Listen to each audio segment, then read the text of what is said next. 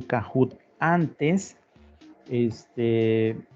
al final el Kahoot pues nos arroja un resultado de quién contesta primero y de manera correcta. ¿Okay? Entonces contesten rápido, pero también de manera correcta para que obtengan el primer lugar, y a los 3 primeros lugares serían a los que yo les tome la participación del día de hoy en la clase. ¿Ok? Bueno, vamos a empezar. Ya la clase se está grabando. Sí, ya. Ok, empezamos. Los campos de estudio de la geografía. Los elementos geomorfológicos son... Hay un pequeño error.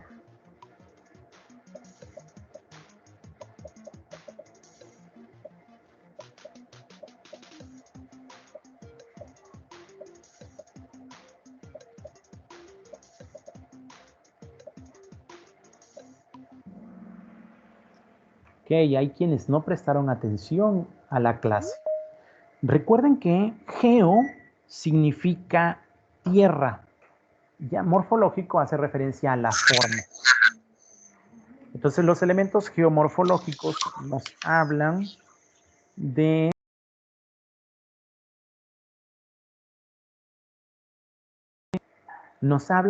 las formas de la tierra. Y en ese caso serían las formas del relieve. Ok, vamos a continuar.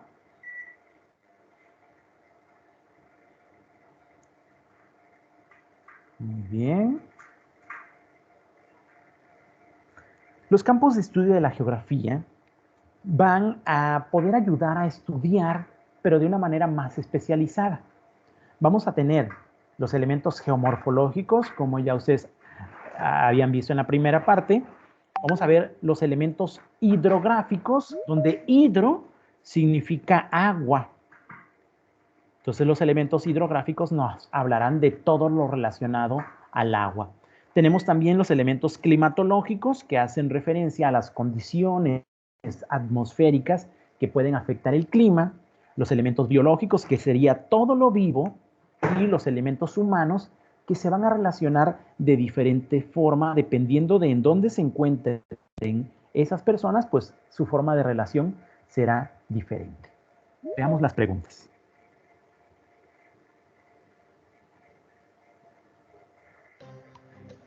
¿Cuáles son los elementos que hacen referencia específicamente a la hidrosfera?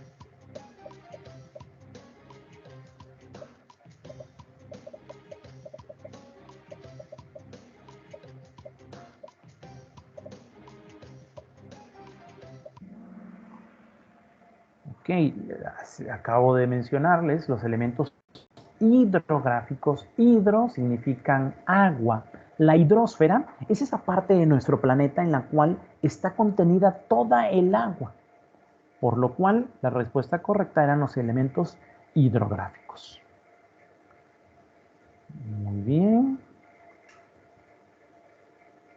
En el caso de estos elementos, los elementos hidrográficos son los que conforman o están conformados por los cuerpos de agua dulce y los cuerpos de agua salada.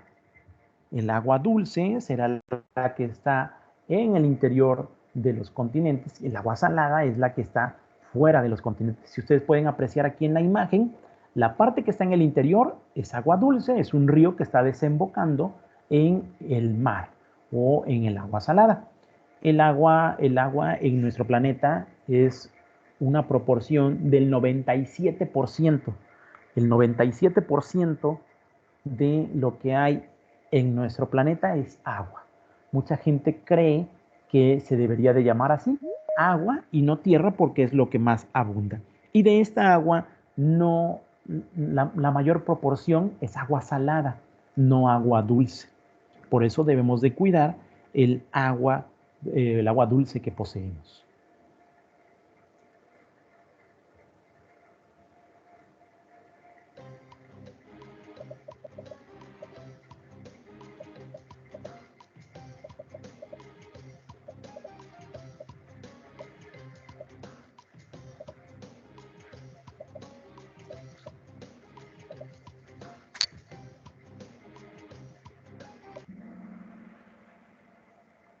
¿Ok? El agua dulce está ubicada dentro de los continentes y las vamos a encontrar en forma de ríos, de arroyos, lagos, lagunas. También pudiéramos encontrar en algún momento lagos de agua salada. En otros países donde sus montañas son ricas en sales minerales, cuando el agua es arrastrada por la lluvia, por el efecto de que acaba de llover, hay una corriente que está arrastrando los minerales de la montaña, también arrastra esa sal que posee ahí la roca. Y entonces el lago posee agua salada. En ese caso, sí habría agua salada dentro del continente, pero en su gran mayoría, y salvo esas excepciones que acabo de mencionar, el agua dulce siempre estará ubicada dentro de los continentes. Muy bien.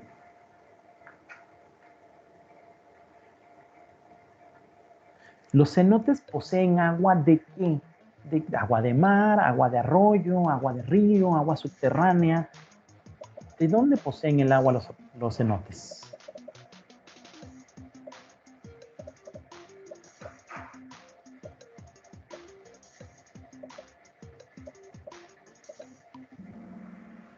Agua subterránea. Se considera que cuando cae el meteorito que mata a los dinosaurios en una zona llamada Chicxulub, Campeche, este meteorito impacta tan fuerte que hizo que mucha de la roca que estaba en el fondo emergiera y el río quedara por debajo.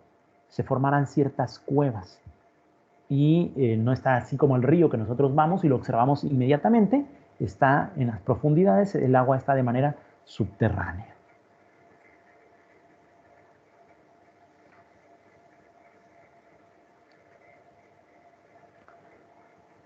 Las corrientes de agua que fluyen de manera continua, ¿cómo se les llama a esto?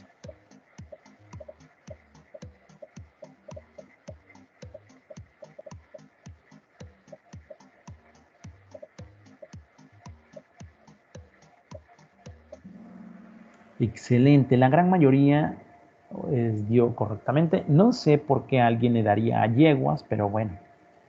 Las corrientes de agua que tienen una fluidez de manera continua, salvo que por algún mecanismo, como el río Nacajuca, que se le coloquen cosas para que no haya corriente de manera continua, todos los ríos tienen esa fluidez. ¿Okay? Los ríos son aquellas corrientes de agua que fluyen de manera continua. Muy bien.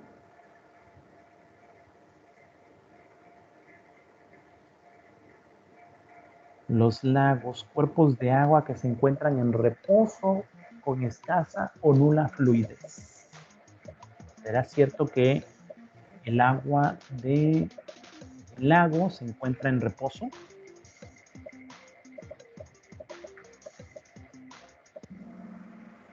Así es, el agua de los lagos, que entre los científicos tienen muchas dudas en torno a que, ¿cuál es la definición de lago y cuál es la definición de laguna? Muchos dicen que los lagos son alimentados por debajo, cuerpos de agua que están de manera subterránea y alimentan el lago, y otros científicos dicen que esas son las lagunas. Y entonces podríamos decir que en Tabasco no existen lagos porque los lagos son embalses donde el agua está estancada y se llenan por la lluvia, por el escurrimiento. Y entonces Tabasco tendría solamente lagunas, cuerpos de aguas que se alimentan por debajo. Hay ríos subterráneos y aquí tenemos en Tabasco la Laguna de las Ilusiones, que es alimentada de manera subterránea por los ríos de la zona. Muy bien, Atsiri va en primer lugar, Karen en segundo y Janet en tercero. Ok, vamos con lo siguiente. Ocupa aproximadamente el 97% del agua total del planeta. ¿Qué tipo de agua ocupa el 97% del agua total? ¿Será el agua potable, dulce, el agua salada, exactamente. El agua salada. El agua potable no puede ser porque el agua potable es aquella que recibió un tratamiento para que sea adecuada para el uso humano. Entonces la respuesta correcta es el agua salada. Muy bien. Ok. Los elementos climatológicos son aquellos que están involucrados con el clima y dependiendo de las condiciones van a determinar lo que conocemos como tiempo atmosférico. Ahorita, si ustedes salen, podrían decir está nublado, eso es el tiempo atmosférico. Y los principales elementos que poseen eh, los, los principales elementos climatológicos, perdón, son la precipitación, que sería la lluvia, y en la lluvia nosotros podemos ver algunos estados de la materia. Puede ser el líquido y el sólido. El agua líquida o la precipitación líquida la vamos a encontrar, la precipitación líquida, en la lluvia. Y la precipitación sólida la vamos a encontrar en el granizo. Y hay un término medio, semisólido, que sería la nieve. Pero el estado gaseoso de la materia no se encuentra en la precipitación. Cuando llueve no cae gas, por lo cual solo tenemos dos estados de la materia en la precipitación, el sólido y el líquido. Y el sólido también lo podemos encontrar como semisólido en el caso de la nieve. La temperatura, pues son las condiciones de calor que hay en la atmósfera y es cuando decimos, ay, a las 3 de la tarde hace mucho calor, está insoportable y estamos sudando bastante. Y por último, el último elemento sería la presión atmosférica que va a ir de la mano de la ubicación que nosotros tenemos. No es la misma presión que tenemos en una zona alta que en una zona baja.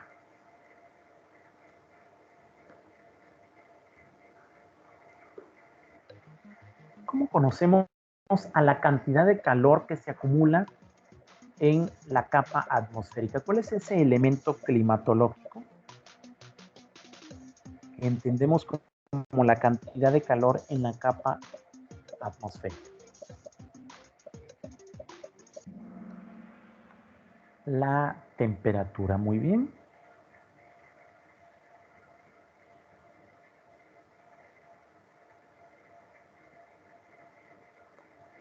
En la precipitación el agua cae en los tres estados de la materia.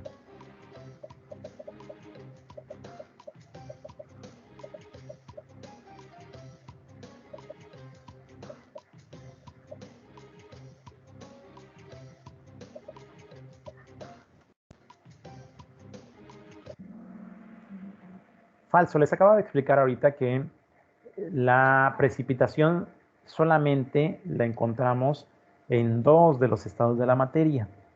¿Ok? Vamos a revisar esa parte.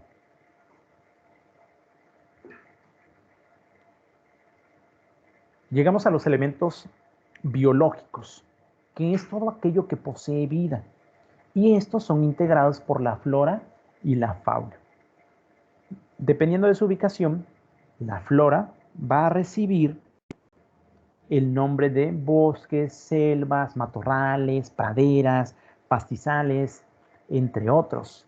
Seguramente ustedes han encontrado o saben de algún otro nombre. En Tabasco tenemos ciertas tipo de flora en específico. El que más abunda es la selva, pero por ejemplo en Nacajuca tenemos una flora específica para la zona. No sé si ustedes conocen los popales y recibe el nombre de popal porque hay una planta que así se llama. Dependiendo de la flora, recibirá un nombre. La fauna serán todos los animales que existen en este lugar y podemos tener fauna terrestre o podemos tener fauna acuática.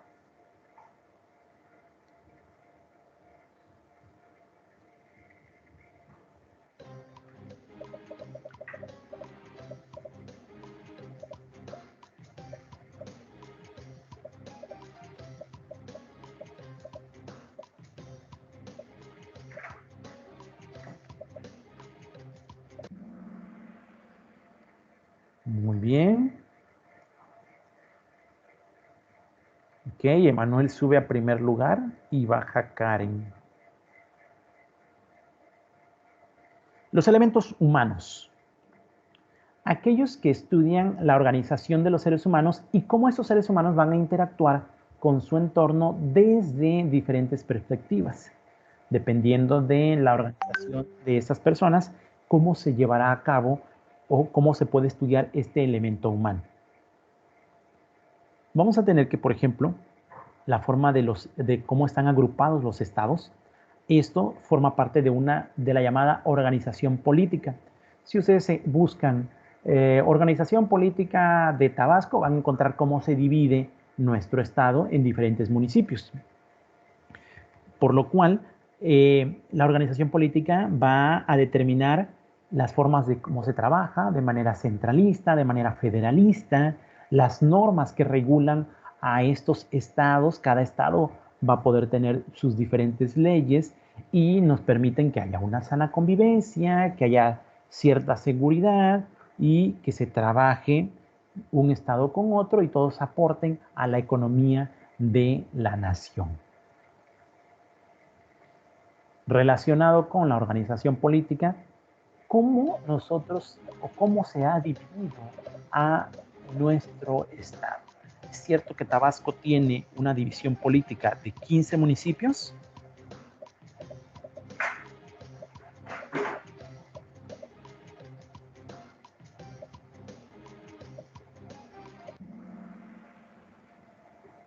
Hay algunas villas que pretenden ser municipios, pero se puede sumar, no quitar. En Tabasco tenemos 17 municipios, no 15. Ahorita vamos a platicar cuáles podrían ser esas villas que en algún momento se les otorgue esta mención de municipio. En el caso de la organización económica, el último elemento, habla sobre la interacción que tienen los que producen algo con los que consumen y con aquellos que pueden distribuir o vender, que están creando un mercado para algo. Y va a depender este mercado, esta interacción económica, de en dónde nos encontremos. En una comunidad, en una ranchería, en una ciudad, en la cabecera municipal. Y también va a depender de los usos y costumbres de las personas. Aquí yo les puse un ejemplo de personas que están vendiendo masa, que están vendiendo pozol, tortillas. ¿Están ayudándose ellas solamente? No, porque seguramente están comprando maíz y ya están ayudando al productor del maíz. El que siembra el maíz seguramente va y compra algún fertilizante, ya está apoyando a la economía del que vende el fertilizante. La persona que vende las bolsas para poder colocar ahí la masa, el pozol, las tortillas, también está recibiendo una ayuda al que exista este comercio. El que vende el hielo, el que vende los vasos, toda una economía alrededor de un solo producto, que sería el pozol, la tortilla o el maíz, lo que sería la masa. Pues un solo producto está generando economía y se está ayudando en diferentes factores. ¿Ok? Bueno, veamos cómo salieron en torno a las participaciones. Emanuel está en tercer lugar, Janet en segundo y en primer lugar estaría Karen Arias. Muy, muy bien. ¿Ok? De subcampeones están, ay, ya se me pasó quiénes quedaron de subcampeones. Ahorita vamos a revisar a ver esta parte para poder anotar quiénes tienen la participación del día de hoy. ¿Ok? Muy bien. Pasemos a revisar entonces en la clase estos puntos.